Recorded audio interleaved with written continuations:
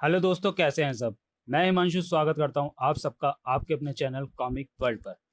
दोस्तों, चैनल पर तुलसी comics publication की स्टार्टिंग मैंने कर दी है और इसके दो कैरेक्टर्स जम्बू और अंगारा की कुछ कॉमिक्स मैंने चैनल पे अपलोड भी कर दी हैं।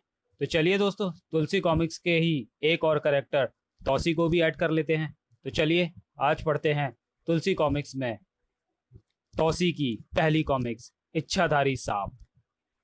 चलिए दोस्तों, फिर शुरू करते हैं। किसी बेवकूफ ने इसके कवर पेज पे ना अपनी शक्ल लगा रखी है। एक से एक पढ़े हैं दुनिया में।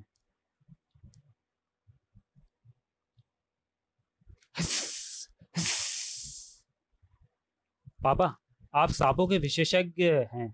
क्या इच्छाधारी सांप सचमुच होते हैं? हाँ, होते हैं, मगर लाखों में एक कठोर तपस्या करने के बाद क्या इच्छाधारी सांप मनचाहा रूप धारण कर सकता है? कर सकता है। लड़का, लड़की, शेर, चीता कोई भी रूप धारण कर सकता है। हाँ बंटी बेटा, कोई भी रूप धारण कर सकता है। मुझे इच्छाधारी सांप के बारे में कोई कहानी सुनाओ ना पापा। तुम कहानी सुनना चाहते हो तो सुनो, मगर बंटी, मैं जो सुना रहा हूँ वह केवल कहानी नहीं है, बल्कि हकीकत का मैं चश्मदीद गवाह हूँ। अच्छा पापा, फिर तो और भी मजा आएगा। तो सुनो बंटी, पाताल लोक में सांपों का एक देश है, सर्पनगर। वहां का राजा था एक भयानक कई सिरों वाला अजगर, जो बहुत बूढ़ा हो चुका था। इतना बूढ़ा कि वह ठीक से चल भी नहीं पाता था। पापा, ये कहानी है या वास्तव में सच्चा किस्सा है? देखो, बीच में मत बोलो। मैं कह चुका हूं कि यह सच्चा वाक्य है जिसका मैं खुद चश्मदीद गवाह हूं। पापा ने कहानी शुरू कर दी। पाताल लोक की अप्सरा नाम की रागिन इतनी सुंदर थी कि युवराज जब्बर उस पर बुरी तरह मोहित था। वह उससे शादी करना चाहता था।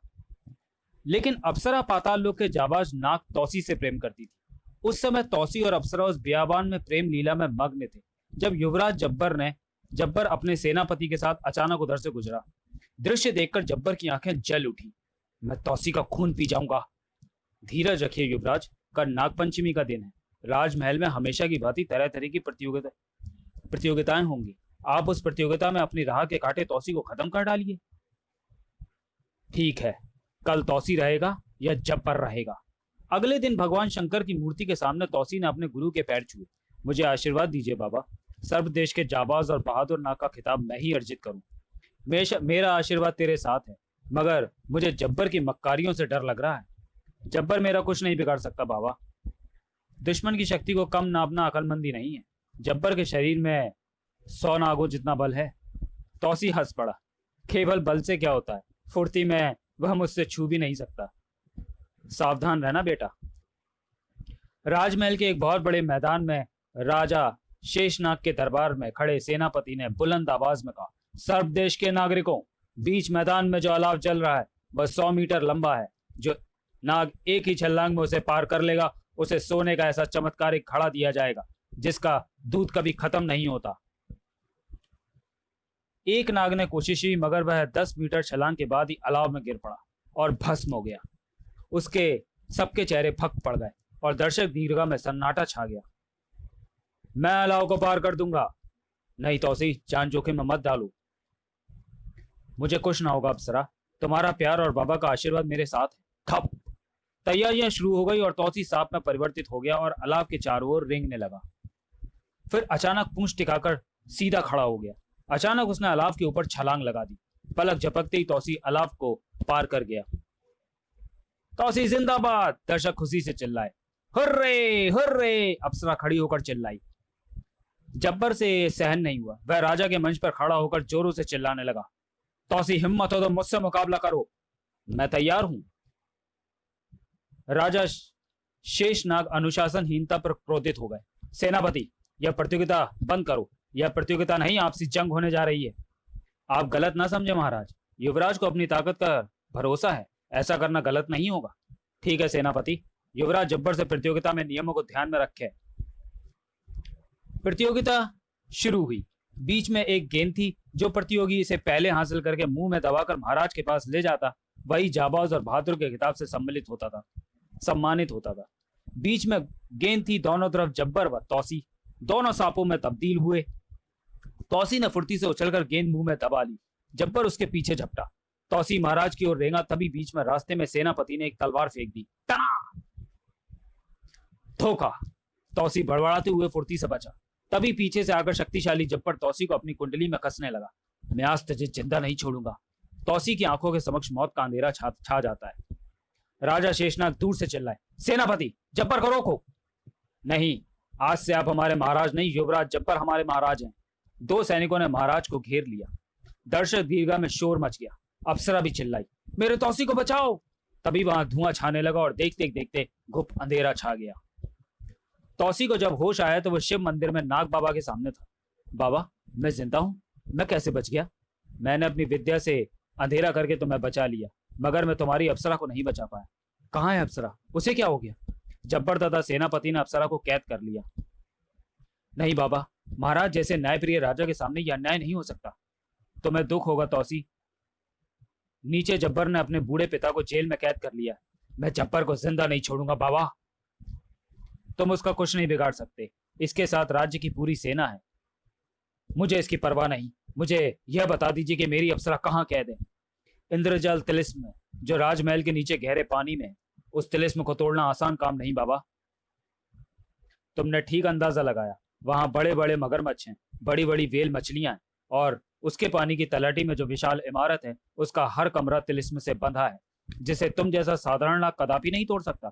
बाबा, आपने एक बार कहा था कि इच्छाधारी सांप सब कुछ कर सकता है। बेशक कर सकता है। उसकी असाधारण शक्तियों के समक्ष किसी जहरीले सांप की तो बिसात क्या है? विलक्षण बुद्धि का मानव भी उसके सामने कुछ नहीं कर सकता। बाबा, मैं इच्छाधारी सांप नहीं बन सकता। नहीं बन सकते तौसी।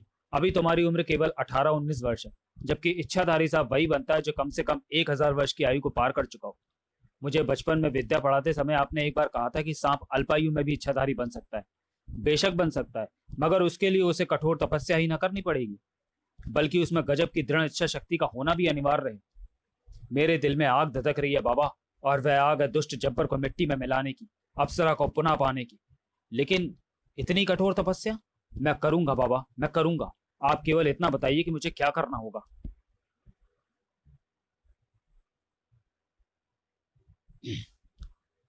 तो सुनो, यहां से हजारों मील दूर दक्षिण में एक भयानक ज्वालामुखी है। उसके शीर्ष पर भगवान शंकर का एक मंदिर है।